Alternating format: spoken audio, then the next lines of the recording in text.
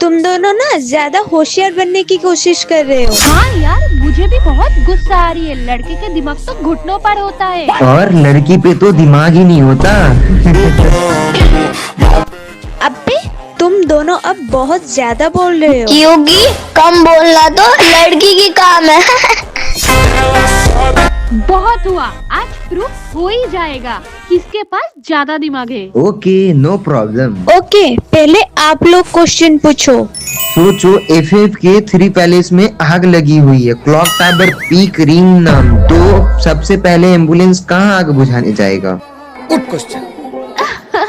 ये तो बहुत इजी है, जिस जगह से पहले कॉल आएगा एम्बुलेंस उधर ही जाएगा।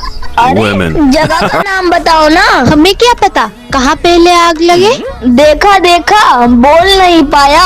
आप ही बता दो भाई, एम्बुलेंस सबसे पहले कहाँ आग बुझाने जाएगा?